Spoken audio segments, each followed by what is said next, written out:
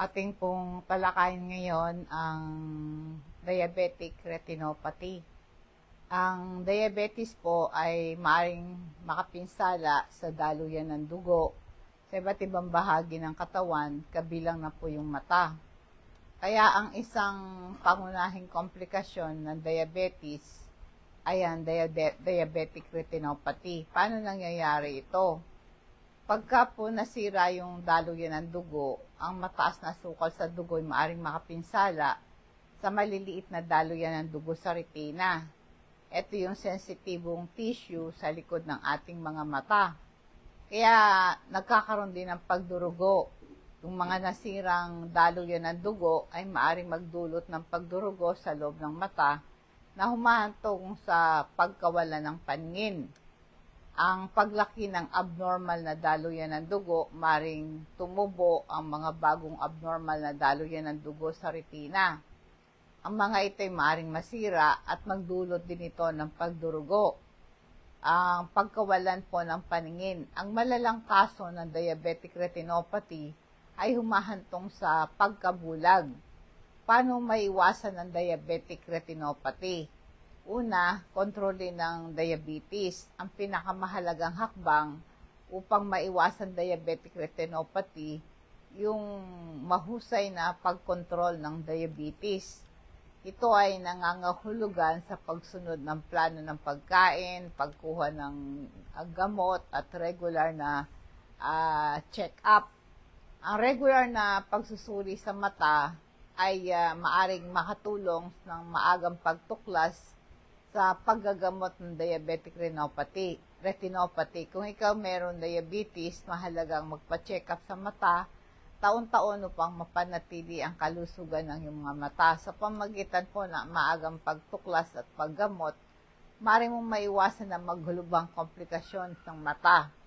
Ang mata po ay maaaring maapektuhan ng diabetes dahil sa isang kondisyon na tinatawag nating diabetic retinopathy. Ito ay nangyayari kapag ang matas na sukal sa dugo ay nakakasira sa mga daluyan ng dugo sa retina, ang sensitive yung tissue sa likod ng mata.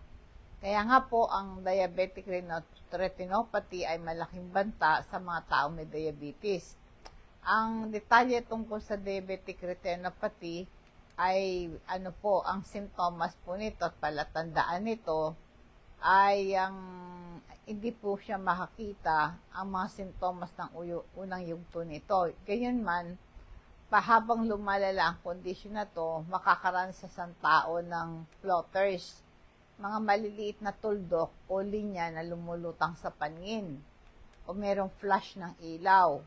Makakita ng kumikislap na ilaw, lalo na sa gilid ng paningin. At lumalabo ang paningin, unti-unting nawawala ang detalyadong paningin. Madilim ang lugar sa paningin. Parang may kortina na nakaharang sa isang bahagi ng paningin. At saka yung pagkawala ng sentral na paningin. Mahirap makilala ang muka o basahin ng mga maliliit na letra. Mahalagang tandaan ang sintomas na ito ay maaaring hindi kaagad maiugnay sa diabetic retinopathy, kaya mahalagang magpatingin sa isang ophthalmologist. Ito po yung doktor sa mata. Lalo na kung meron kang diabetes. Bakit mahalagang magpatingin agad? Yung maagad ng deteksyon, ito yung matuklasan agad, ay ito'y susi sa pagpigil ng paglala ng sakit at lalo na sa diabetic retinopathy. Merong iba't ibang paggamot na maaring makatulong sa pagbagal o pagpigil ng paglala ng diabetic retinopathy. Kaya mahalaga na nagpapacheck up taon-taon kahit na wala kang anumang simptomas. Pag umunlad ang sakit na ito, ang diabetic retinopathy ay merong dalawang posibleng komplikasyon, yung non-proliferative diabetic retinopathy. Ang non-proliferative diabetic retinopathy, ito po yung unang yugto kung saan nagsisimula ng masira ang maliliit na daluyan ng dugo sa mata. At merong tinatawag nating microaneurysm. Merong maliliit na pamamaga sa daluyan ng dugo. At saka merong pagdurugo sa retina. At parang merong cotton wool spot, maliliit na mga lugar na namamaga sa retina. At nagkakaroon ng macular edema, pagkakaroon ng tubig sa macula, bahagi ng retina na responsable sa matalas na paningin. Ito pong proliferative diabetic retinopathy, ito yung advanced na yugto kung nagsisimula ng lumabo at magsimula ng tumubo ang bagong daluyan ng dugo sa retina. Ang mga bagong daluyan ng dugo ay may kadalasang mahina at madaling masira. Maring itong magdulot ito ng pagdurugo. Ito'y para dun sa malinaw na gel na pumupuno sa loob ng mata. Nagkakaroon din ng retinal detachment. Itong mga bagong daluyan ng dugo na maring humila sa retina, nagdudulot ng paghihiwalay nito sa likod ng mata. Kaya nga po yung non-proliferative diabetic retinopathy at saka yung non-proliferative diabetic retinopathy, ito yung early stage po ng diabetic na sakit sa mata. Kaya itong early stage na to, ang mga ugat o daluyan ng dugo o blood vessels sa retina ay humihina at naglilik ang tubig at dugo. Kaya yung mga non-proliferative diabetic retinopathy, early stage ng diabetic eye disease, na ang blood vessel ay mahina, kaya ang simptoma, nagbablurred ang vision mo, at nagkakaroon ka ng dark spot o floater sa mata mo, kaya kailangan ng regular eye exam, ito'y ma-monitor ang sakit na to at makontrol ang blood sugar mo. Yung iba, nagpapa-laser therapy. Ito para masilyahan yung mga naglilik na ugat para ma-prevent ang further damage. Iba naman, injection para ma-reduce ang pamamaga sa retina. Pag hindi ito mo ginamot, hindi mo to pinapansin, ay magkakaroon po talaga ng pagbabago sa iyong paningin, no? Kaya yung yung pong proliferative retinopathy, ito yung advanced stage ng diabetic eye disease. Nagkakaroon ka ng abnormal bagong blood vessel na tumutubo sa retina mo. Itong mga bagong ugat na tumutubo sa mata mo ay madaling fragile, no? Madaling mag-bleed at saka yung ang nagbablurred ang paningin mo. Minsan bigla na lang nawawalan ka ng bigla ang pagkawala ng yung paningin. Kaya ang treatment dito, laser. Ang laser, ito yung para gamitin para sirain yung abnormal na blood vessel, ma-prevent yung further bleeding sa mata mo.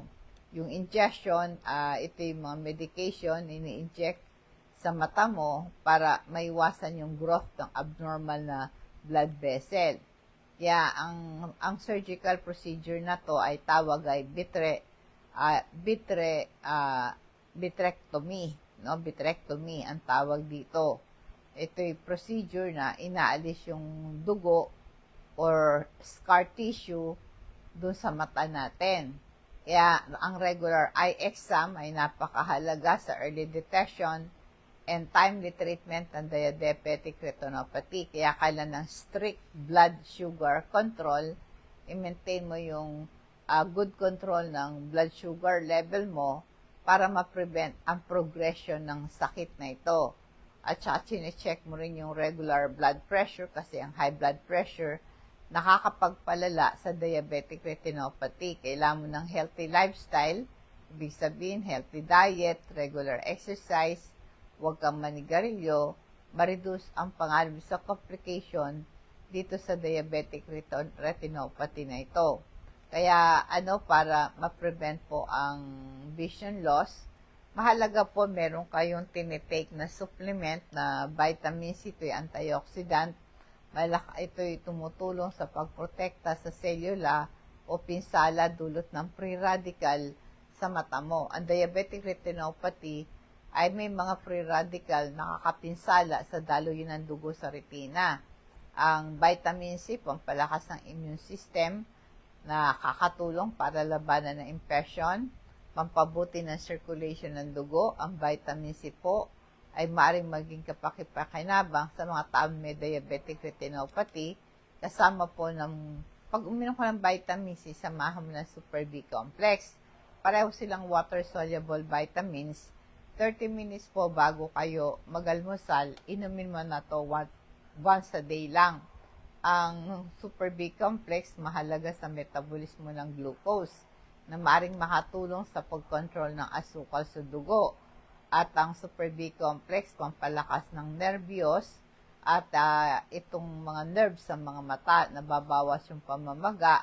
Ang Super B complex meron siyang anti-inflammatory properties at nakakatulong mabawasan ng pamamaga sa retina. Mayroong pag-aaral, ang sabi ang Super B complex at vitamin C makakatulong mapababuti ang simptoma ng diabetic retinopathy. Pwede po kayong magpa-deliver niyan. Pwede nyo akong i-chat sa aking Facebook page, Patnubay sa Kalusugan. Bigay lang po yung detalyado, yung pangalan nyo, yung address nyo, yung cellphone number ninyo, para ma-deliver ng rider sa bahay po ninyo, no ho? Kaya inuulit ko po ang magkakaroon seryosong komplikasyon, no? Pagka mataas ang sugar mo, magkaroon ka ng permanent na pagkawala ng yung paningin. Pag nawala yung paningin mo, kasi ang macula, ang bahagi ng retina na responsibilidad na maging matalas sa paningin mo. Ito po ay resulta ng pagkawala ng inyong paningin. At ang pagkawala ng peripheral vision, naapektuhan po yung magdudulot ng problema sa balance or coordination. Pwede rin magkaroon ka ng glaucoma. Ibig sabihin, mataas ang pressure ng tubig sa loob ng mga mata mo. O kaya, pwede ka magkaroon ng katarata. Ang diabetic patient, madali siya magkaroon ng katarata. Isang condition, ang lente ng mata ay nagiging maulap. Ang total blindness, ito yung malalang kaso ng diabetic retinopathy, umahantong ito sa pagkabulag. Kaya ang maganda po na makontrol ang sugar nyo at ang kailangan din po ninyo ay mga gamot na reseta ng doktor ninyo. Siyempre, ang pinakamahusay na gamot, depende kung ano ang nakita sa inyo ng doktor nyo. Mga pamamaraan, ginagamit yung laser para maiwasan para yung abnormal na daluyan ng dugo sa retina ay magamot, no? Kaya nga po, ang diabetic retinopathy, ito'y karaniwan, pero hindi naman lahat ng diabetic nagkakaroon ng ganito. Kaya lang, pag hindi mo makontrol, sobrang taas ng sugar mo, matatamaan talaga yan, no? Kaya, ang importante po, pag meron kang diabetic retinopathy, meron kang tamang gamot. Depende sa anong nakita sa'yo ng doktor. Ang diabetic retinopathy, maaring bumalik yan. Kaya mahalaga na meron kang regular check-up, no? Bukod doon sa paggagamot, kailangan po mahalaga mag-take din kayo ng supplement tulad din ng calcium, magnesium, isang mahalagang papel sa kalusugan ng ating katawan. Maiwas para ang calcium, magnesium po ay makakatulong sa diabetic retinopathy kasi pampalakas ng daluyan ng dugo ang calcium, magnesium. Mapapanatili ang kalusugan ng daluyan ng dugo, nagpapalakas ng dingding ng daluyan ng dugo. Mas mahaba ang posible na ito'y magdudulot ito ng pagkawala kang mga supplement, ay magkakaroon po kayo ng mga komplikasyon tulad ng pamamaga. Ang pamamaga ay pangunahing sanhi ng pinsala sa retina sa mga taong meron diabetes. Kaya ang calcium, magnesium, meron siyang anti-inflammatory property, makatulong sa pagbawas ng pamamaga sa mata mo at makontrol ang blood pressure mo. Ang mataas na BP, isang pangunahing panganib sa diabetic retinopathy. Ang calcium, magnesium, makatulong sa pagbababa ng BP mo sa pamagitan po ng pagpapalakas ng daluyan ng dugo mo, no? Ang inulit ko po, yung insulin ay isang hormone na tumutulong sa pag-control ng blood sugar. Ang calcium, magnesium ay maaaring matulong mapabuti ang sensitivity ng cell mo sa insulin. Makakababa ito ng blood sugar. Mababawasan ng panganib sa diabetic retinopathy. May mga pag-aaral, inuugnay nila ang pagka meron kayong sapat na calcium, magnesium, mababa ang panganib na magkaroon ka diabetic retinopathy. So, para maiwasan po ang diabetic retinopathy, pinakamahusay po ang sabing ganon ay kontrolin ang iyong blood sugar. Kasi pag mataas ang asukal mo sa dugo, pangunahin sanhin ng diabetic retinopathy. Kontrolin ang blood pressure mo, kontrolin ang cholesterol mo, regular na pagsusuri sa mata, at maging aktibo ka sa regular exercise, no? Kumain ka ng malusog na pagkain. Isama mo yung prutas at gulay, mga whole grain, no? Huwag kang manigarilyo, mga bisyo na yon. Lalo na po yung pag-inom ng alak, nakakasama ito sa iyong kalagayan. Paalala sa crystal oil, nakakaginhawa ito ng pamamaga. Ito'y nakakatulong sa pagginhawa ng pananakit ng iyong kalamnan. Kung may arthritis kayo, may rayuma kayo, natapilo kayo, namamaga ang tuhod mo, masakit ang kalamnan mo, ay magpahiran nyo po ng crystal oil. Ang crystal oil na po natin na ito, maganda sa masakatan yan. Pangkalmanting effect sa ating digestive system. Nakakaginhawa ng kabag, bloating at pananakit ng tiyan. Nakakatulong din ito sa mga nagsusuka, pang-control ng lamok. Kasi yung amoy ng crystal oil, hindi gusto ng lamok na itataboy mo sila. Available po yan sa patnubay. Ganon din po yung ating activated charcoal. Mula yan sa baon ng niyog o sa matigas na kahoy. Ginagamit itong medisina. Maraming taon na nakakaraan. Meron siya antibacterial property. Pumapatay ng ilang uri ng bakterya sa ating digestive system. Kaya nababawasan ng pamamaga. Ang activated charcoal, nakakalis ito ng pamamaga sa digestive system. At ito po'y magandang sa mga pagkalason na overdose ka sa gamot. Pang-control din ito ng diarrhea. At activated charcoal, sumisipsip ng gas at toxin sa bituka, nakakabawas ito ng kabag. Nagpapabango ng hininga, makakatulong po para maiwasan yung body odor mo at bad breath mo, no? Available po yan sa patnubay. Kung nais nyo pong magpa-deliver niyan, i-chat nyo lang ako sa aking Facebook page, sabihin yung pangalan, address ninyo, pati cell number nyo, at madi-deliver ito sa inyo. Cash on delivery, i-charge po sa inyo ang shipping fee, no? Yan po ang malaga, na? Kaya meron kayong mga pagkain na dapat iwasan, yung mga soft drinks, mga juice, candy, matatamis na pagkain. Ang mataas na sukal ng dugo, magpapalala ng diabetic retinopathy. Maiwasan nyo po yung mga saturated fat at iwasan nyo rin po yung mga puting tinapay, mga pasta. Ito po yung mataas ang glycemic index, ibig sabihin, mabilis mag-convert ito ng asukal sa dugo. Mga red meat, no? Iwasan mo yan, mga laman dagat, no? Maganda po. Ang kain ninyo, maraming gulay, maraming prutas, dahil mayaman yan sa vitamin at mineral at fiber, nakakatulong sa pag-control ng blood sugar.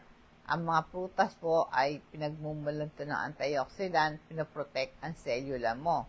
Mahalaga na piliin mo mga prutas na mababang natural na sugar tulad ng berries at mansanas.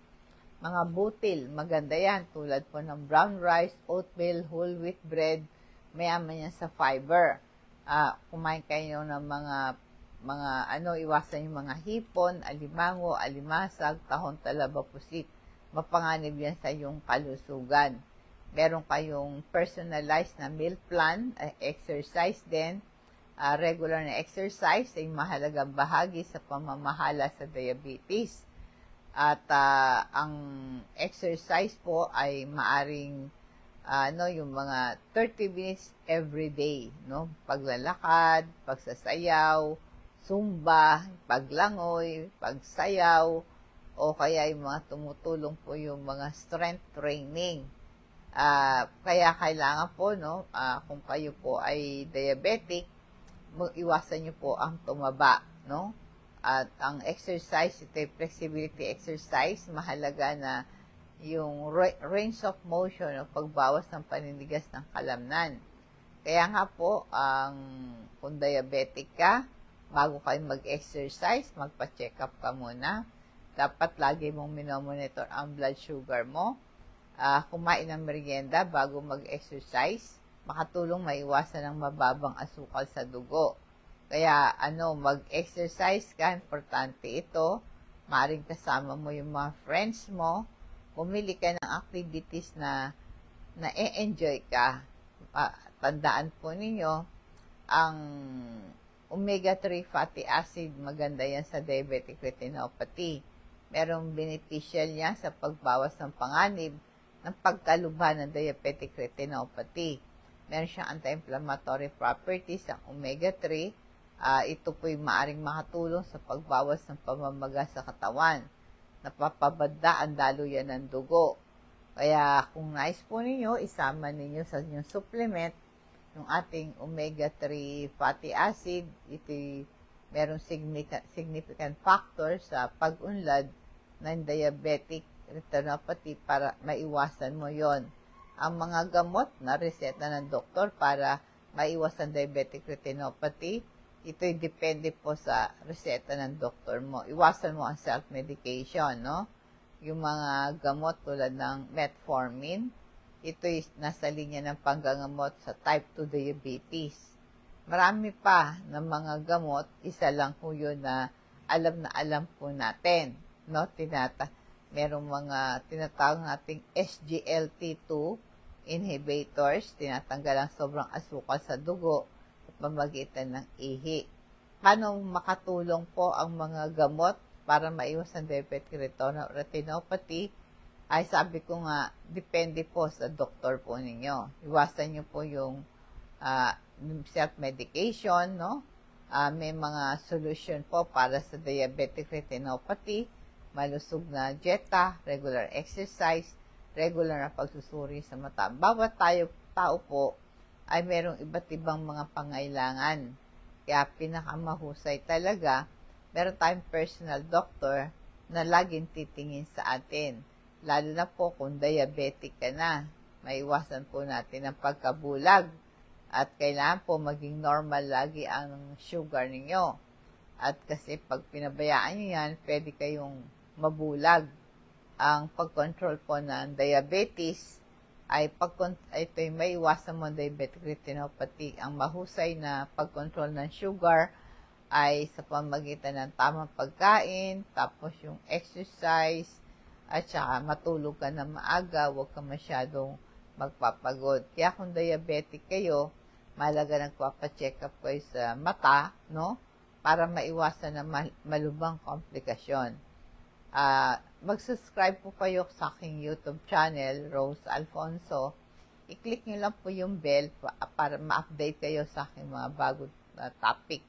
At pwede po kayong mag-follow, like, and share sa aking YouTube channel, Rose Alfonso. Ganun po sa aking Facebook page, Patnubay sa Kalusugan. Tayo po ay dadako tayo sa ating Food for Thoughts. Ang sabi po sa atin sa Food for Thoughts natin, ang ating Panginoon ay laging nakatingin sa atin. Siya po ay Diyos na nagmamahal. Sabi po sa John chapter 3 verse 16, For God so loved the world that He gave His only begotten Son, but whosoever believe in Him should not perish, but have everlasting life. Ayaw po ng Diyos ang sinuman ay mapahamak. Kaya namatay siya sa krus para lahat tayo ay kanyang maililigtas. Pero nasa ating choice kung tatanggapin natin siya na may pananampalataya. Magandang gabi po, nawa pong pagpapala at patnubay ng Diyos ang sumatin, and God bless us all.